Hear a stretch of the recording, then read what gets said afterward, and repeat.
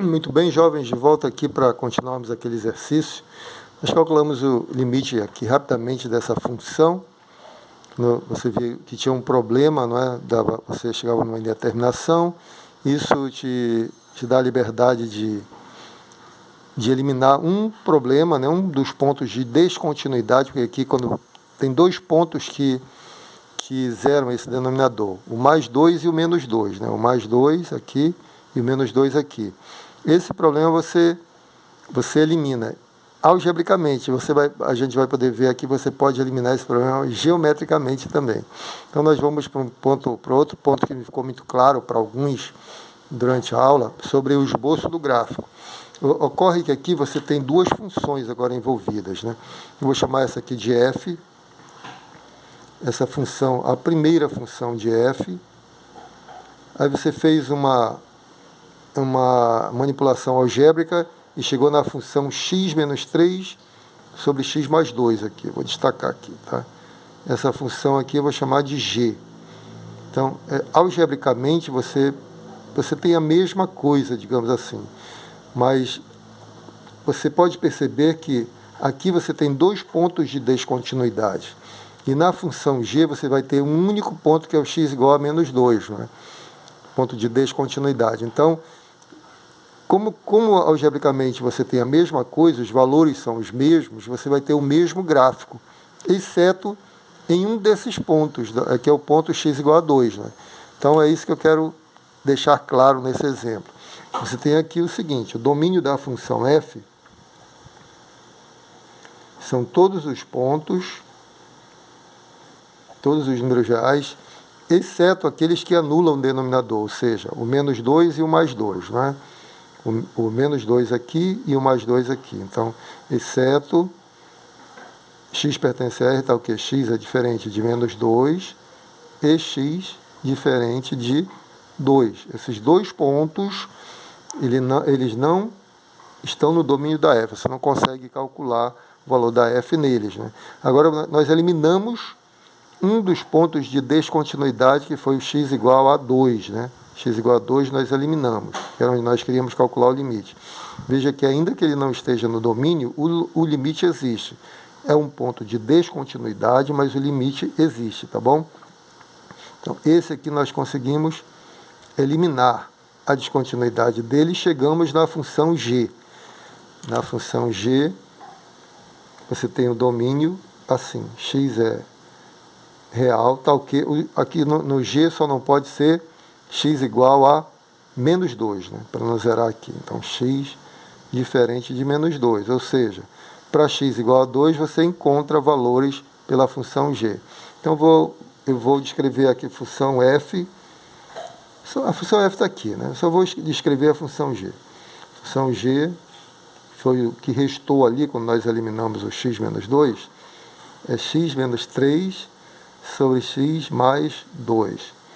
Daí nós vamos esboçar o gráfico da função f, sabendo que o gráfico da função f é o mesmo gráfico da função g, exceto nesse ponto, né? Que aqui a função f não vai ter imagem, só isso, o resto tudo igual. Que o único ponto problemático é esse aqui, né? Quando a gente passa de f para g, é o único ponto que desaparece. Então, foi dito na aula, eu vou fazer aqui para você entender, ver se você entende melhor. Bom, gráfico.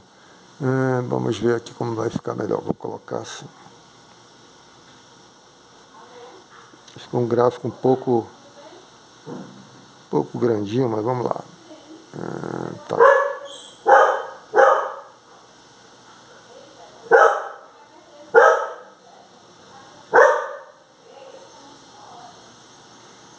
Aqui vamos lá. Bom, claramente para x igual a menos 2, você não vai ter imagem, né? Então, já vou destacar esse ponto aqui no domínio, tá bom? Aqui o menos 1, aqui menos 2, tá bom? Menos 2. Então, nesse ponto, eu vou ter uma coisa assim, não é? Aí você já lembra de assíntota, né? Tá certo? Essa reta x igual a menos 2 vai ser uma assíntota. que você não vai ter imagem aqui. E o gráfico da função está por aí, não é? Bom, muito bem, muito bem, muito bem. O que a gente pode destacar mais? É o seguinte, você pode observar que quando você se aproxima de menos 2, o x mais 2 vai se aproximar de zero, sempre, né? Vai se aproximar de zero. Quando você se aproxima aqui de menos 2, essa distância vai diminuir, vai se aproximar de zero.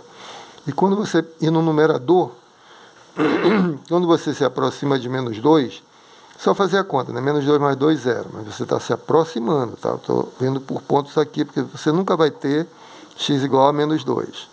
E aqui você está se aproximando. O que vai acontecer? Menos 2, menos 3, você vai ter menos 5, não é isso? Estou certo ou estou errado?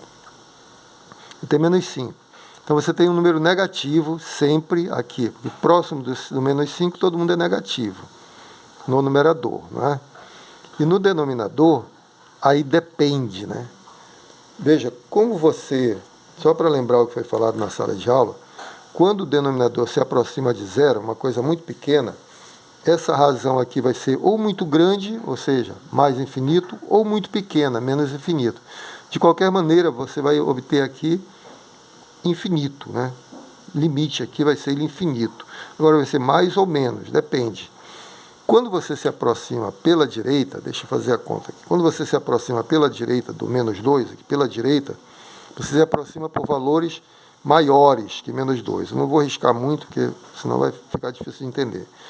Você vai se aproximar por valores maiores de menos 2. Então, fazendo esse caso aqui ao lado, você tem assim, ó, quando você se aproxima do 2 pela direita, x pela direita de 2. Vou escrever assim, pela direita do menos 2, né? Então, x é maior que menos 2. Ou seja, x mais 2 é maior que zero. É uma coisa positiva, tá certo? Essa expressão é positiva, maior que zero. Então, você volta aqui para a sua análise. Esse camarada, neste caso, quando x tende a menos 2 pela direita, você vai ter uma coisa positiva aqui, ó. Positiva, se você estiver tendendo a 2, menos 2 pela direita, tá certo? Então, quando você vem pela direita, você vai ter aqui, o tudo vai para o infinito, né? Porque está diminuindo aqui, está decrescendo infinitamente aqui, está infinitamente próximo de 2. Quão próximo você queira do zero, né? Então, essa coisa explode para mais infinito ou menos infinito. Mas quem vai determinar isso é esses sinais aqui, né? Você está se aproximando aqui por valores positivos e aqui por valores negativos. Então, menos por mais vai dar menos. Tá bom? Então, quando você se aproxima pela direita do menos 2, você vai para menos infinito, ou seja, você vem para baixo aqui. Mas você já tem uma ideia do que vai acontecer aqui, né? Você está vindo para baixo aqui. Tá? Eu só vou riscar assim para dar uma ideia, tá? A gente tem uma ideia que vem para cá. E pela esquerda, o que vai acontecer? Exatamente o contrário, né? Que pela esquerda vai mudar o sinal. Ó. Deixa eu fazer a conta aqui. Quando você se aproxima de 2 pela esquerda, quando você se aproxima de menos 2, eu sempre falo 2, pela esquerda, ele vem por valores menores que menos 2, né? Pela esquerda são valores menores, né? Assim que está orientada a reta. Então, você vai ter que x mais 2 é menor que zero. Ou seja, você está chegando próximo do menos 2 por valores negativos. Já errei aqui. Escrevi errado, né? Aqui por valores negativos, tá certo? Então, aqui, ó. Negativos. Depois eu corrijo. Aqui são valores negativos, tá bom? Menos, tá bom? Então, agora é outra coisa, né? Quando você vem por valores negativos, agora, pela esquerda do menos 2, os valores aqui são negativos. Você vai explodir para mais infinito, para infinito, mas o sinal vai ser menos por menos, mais agora, né? Nesse caso aqui você vai ter mais infinito. Ou seja, quando você vier pela esquerda, a coisa vai explodir para cima. Eu coloco explodir entre aspas, tá? Explodir para baixo, vai explodir para cima, só para você entender esse movimento, tá bom? Então o gráfico vai ficar mais ou menos assim.